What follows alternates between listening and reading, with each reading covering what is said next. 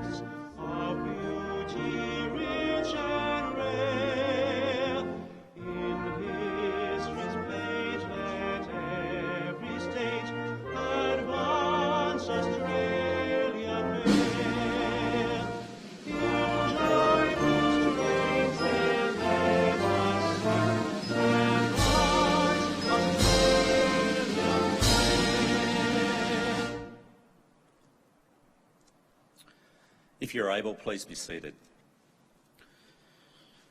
The Australian War Memorial was the vision of Charles Bean, Australia's first World War official historian.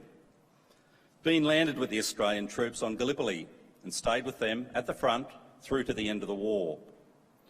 The idea of this national memorial and museum came to him at Pozières, France, in the depths of the bloody fighting of 1916. Bean's idea was that this would be a place where families and friends could mourn loved ones buried in faraway places. It would also be a place that could help all Australians understand what these men and women had endured and what they had done for us. Bean's vision, to which we remain true, is best expressed as inscribed in the entrance to the memorial's galleries.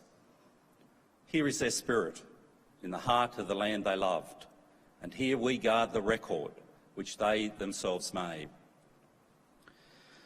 Tonight we'll read the story behind one of those on the Roll of Honour, which lists the more than 102,000 men and women who have given their lives for us in war and operations over more than a century.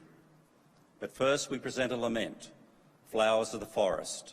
Wreaths and floral tributes will now be laid at the base of the Pool of Reflection.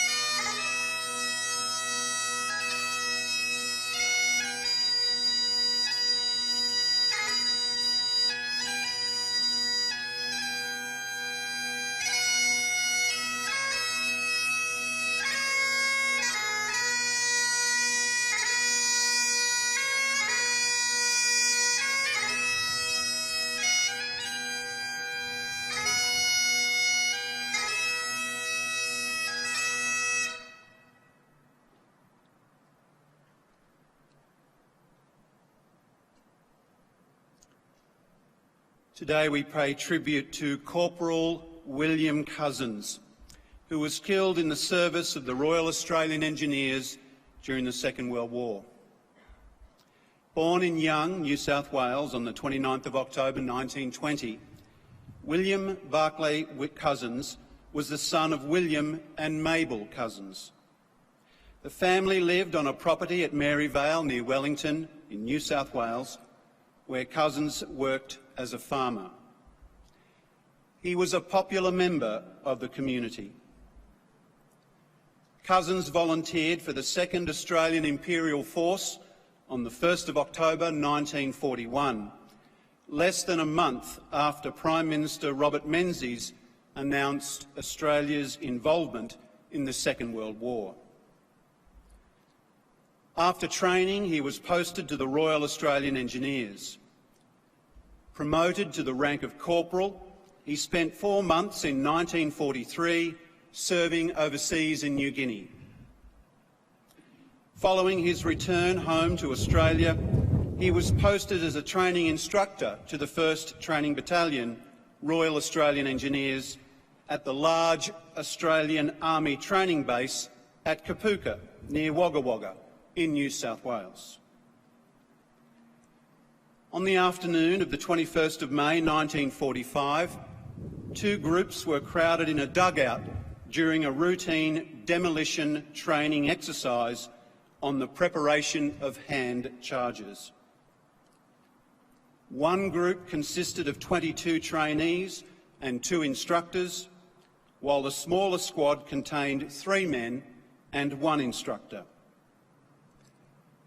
Also inside the dugout were 110 pounds of explosives that were stored for the day's training exercise. In circumstances that remain unknown, the explosives ignited and exploded.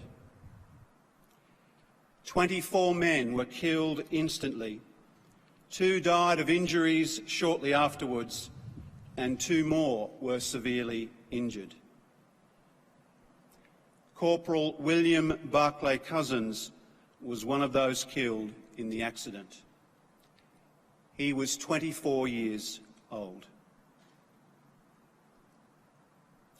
A mass funeral was held for the man in Wagga Wagga on the 24th of May.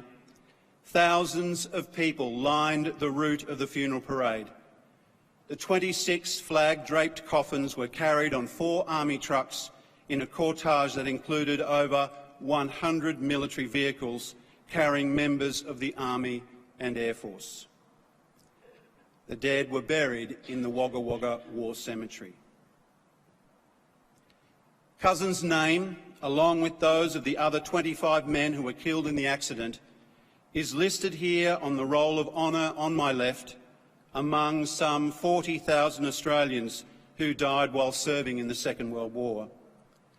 His photograph is displayed today by the Pool of Reflection. This is but one of the many stories of courage and sacrifice told here at the Australian War Memorial. We now remember Corporal William Barclay Cousins, who gave his life for us, for our freedoms, and in the hope of a better world.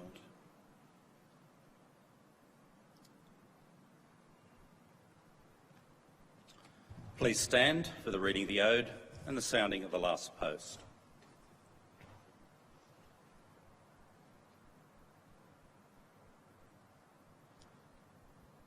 They shall grow not old as we that are left grow old. Age shall not weary them, nor the years condemn. At the going down of the sun and in the morning, we will remember them. We will remember them.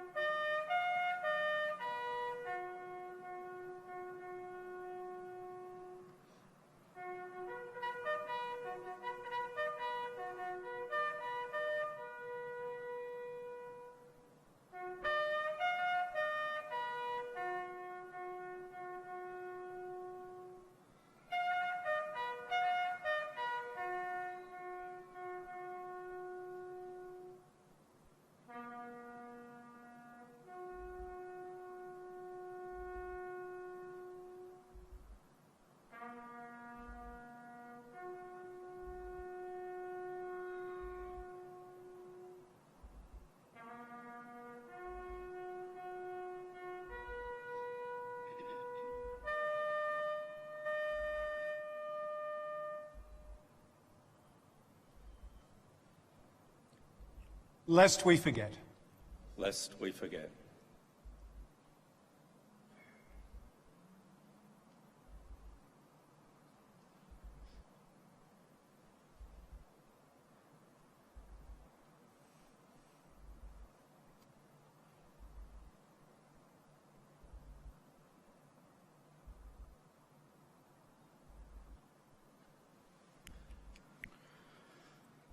We leave you this evening with the words of the memorial's founder, Charles Bean. Many a man lying out there at Pozières or in the low scrub at Gallipoli, with his poor, tired senses barely working through the fever of his brain, has thought in his last moments, well, it's over. But in Australia, they will be proud of this. Ladies and gentlemen, girls and boys, that concludes the last post ceremony. We thank you for visiting the Australian War Memorial and wish you a very good evening. Thank you.